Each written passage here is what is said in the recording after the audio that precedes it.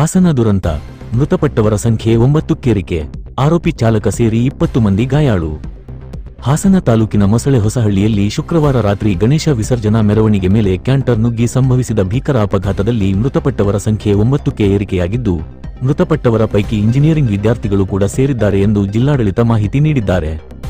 ಆರೋಪಿ ಚಾಲಕ ಭುವನೇಶ್, 25, ಸೇರಿದಂತೆ 20 ಮಂದಿ ಗಾಯಾಳುಗಳಾಗಿ ಚಿಕಿತ್ಸೆ ಪಡೆಯುತ್ತಿದ್ದು, ಈ ಪೈಕಿ 3 ಮಂದಿ ಖಾಸಗಿ ಆಸ್ಪತ್ರೆಯಲ್ಲಿ ಚಿಕಿತ್ಸೆ ಪಡೆಯುತ್ತಿರುವುದಾಗಿ ಹಾಸನ ಜಿಲ್ಲಾ ಉಸ್ತುವಾರಿ ಸಚಿವ ಕೃಷ್ಣ ಬೈರೇಗೌಡ ಮಾಹಿತಿ ನೀಡಿದ್ದಾರೆ. ಮೃತರ ವಿವರ ಹೀಗಿದೆ. ಪ್ರವೀಣ್ ಕುಮಾರ್, ಅಂತಿಮ ಬಿ ವಿದ್ಯಾರ್ಥಿ, ಬಳ್ಳಾರಿ. ರಾಜೇಶ, 17, ಕೆ. ಬಿ. ಪಾಳ್ಯ, ಹಳೆಕೋಟೆ ಹೋಬಳಿ, ಹೊಳೆನಸೀಪುರ ತಾಲ್ಲೂಕು. ಈಶ್ವರ, 17, ದನಾಯಕನಹಳ್ಳಿ ಕೊಪ್ಪಲು, ಹೊಳೆನಸೀಪುರ ತಾಲ್ಲೂಕು. ಗೋಕುಲ, 17, ಮುತ್ತಿಗೆಹಿರಳ್ಳಿ ಗ್ರಾಮ, ಹೊಳೆನಸೀಪುರ ತಾಲ್ಲೂಕು.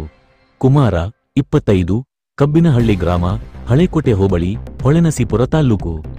ಪ್ರವೀಣ, 25, ಕಬ್ಬಿನಹಳ್ಳಿ ಗ್ರಾಮ, ಹಳೆಕೋಟೆ ಹೋಬಳಿ, ಹೊಳೆನಸೀಪುರ ತಾಲ್ಲೂಕು.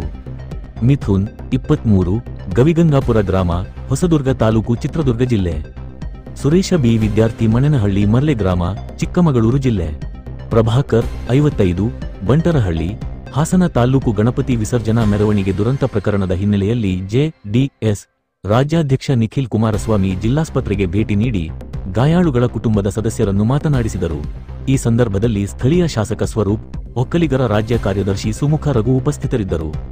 ತಡರಾತ್ರಿಯಲ್ಲೇ ಕಾರ್ಯಪ್ರವೃತ್ತರಾದ ಉಸ್ತುವಾರಿ ಸಚಿವ ಕೃಷ್ಣ ಬೈರೇಗೌಡ ಹಾಸನ ದುರಂತದಲ್ಲಿ ಮೃತಪಟ್ಟ ಎಲ್ಲರ ಮೃತದೇಹಗಳನ್ನು ರಾತ್ರಿಯ ಮರಣೋತ್ತರ ಪರೀಕ್ಷೆ ಮಾಡಿ ಕುಟುಂಬಸ್ಥರಿಗೆ ಹಸ್ತಾಂತರ ಮಾಡಿರುವ ಸರ್ಕಾರ. ಜಿಲ್ಲಾ ಉಸ್ತುವಾರಿ ಸಚಿವರಾದ ಕೃಷ್ಣ ಬೈರೇಗೌಡರು ಬೆಳಗಿನ ಜಾವ 3 ಗಂಟೆಯವರೆಗೂ ಎಲ್ಲ ಅಧಿಕಾರಿಗಳ ಜೊತೆ ಸಂಪರ್ಕದಲ್ಲಿದ್ದರು.